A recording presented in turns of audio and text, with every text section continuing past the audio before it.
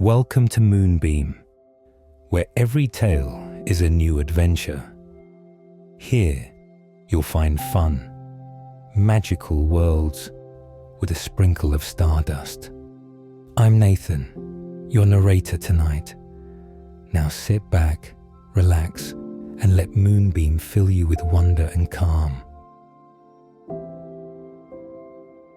Tonight, our tale is the hunt for the lost acorns. In the heart of Maplewood Forest, where the trees whispered secrets and the streams sang songs, lived a young beaver named Benny. Benny wasn't like the other beavers. He loved solving mysteries. One crisp autumn morning, Benny was munching on some bark near the big oak tree when his best friend, Ollie the squirrel, came racing down a branch in a whirl of fluff and panic. "Benny, Benny, disaster, catastrophe, emergency," Ollie squeaked, hopping from paw to paw. Benny blinked. "Whoa, Ollie, take a breath. What happened?" "My acorns," Ollie cried. "All my acorns are gone. I buried them right here under this tree, but now they're missing." Benny rubbed his chin with his paw. This sounds like a case for Detective Benny. Ollie sniffled. "Do you really think you can help?"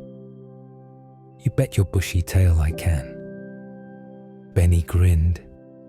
"Come on, let's start the hunt for the lost acorns."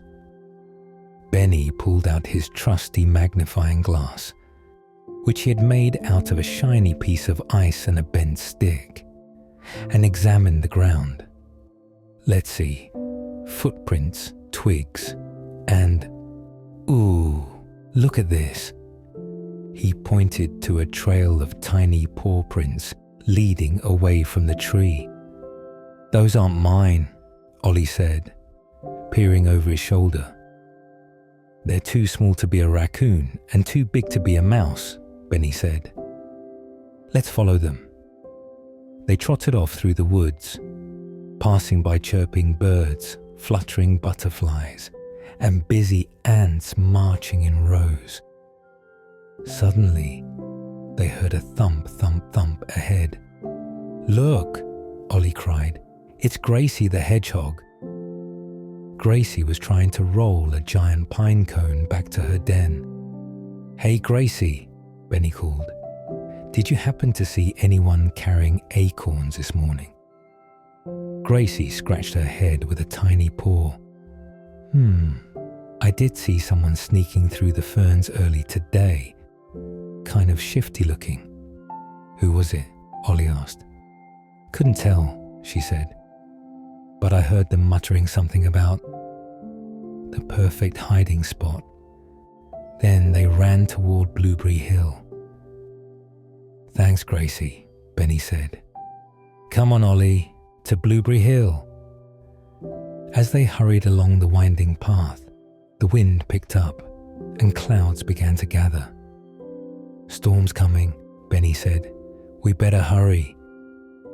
They reached Blueberry Hill just as the first raindrops fell. Lightning flashed and a loud crack echoed through the trees.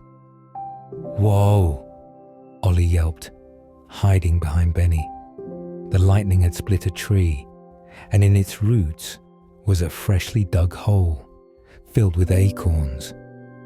"My acorns," Ollie cried. "We found them." Benny frowned. "Wait a second. Those aren't just yours. Look at the markings on some of them." Ollie gasped. "You're right. These belong to other squirrels too." Suddenly, a shadow moved behind the bushes. "Who's there?" Benny called out. A figure stepped out, dripping wet and looking guilty. It was Ricky the raccoon. "Ricky," Ollie said. "You took the acorns?" Ricky shuffled his feet. I didn't mean to take all of them. I was just so hungry, and they looked so shiny, and then I thought I could trade them later for marshmallows."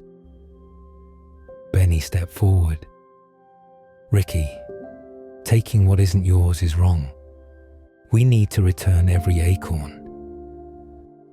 Ricky looked down. I know. I got carried away. I'm sorry. Help us fix it, Benny said gently. And maybe next time, ask before you take. Ricky nodded. Okay, I'll help. The storm passed by the next morning, leaving the forest smelling fresh and clean.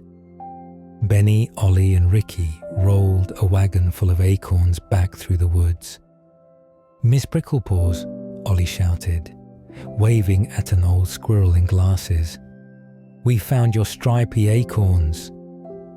Oh, thank you, dears, she said, clapping her paws.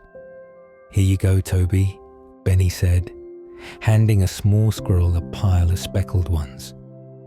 Sweet, Toby cheered, doing a happy dance. One by one, they returned every last acorn. Ricky apologized to each animal, and everyone forgave him.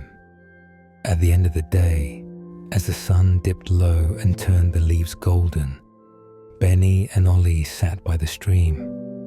You really are a great detective, Ollie said. Benny grinned. Thanks, partner. And hey, Ollie added, you were right.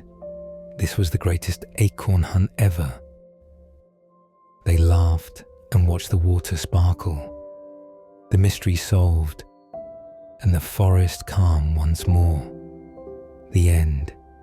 For more stories like this, and to create your own, check out our app.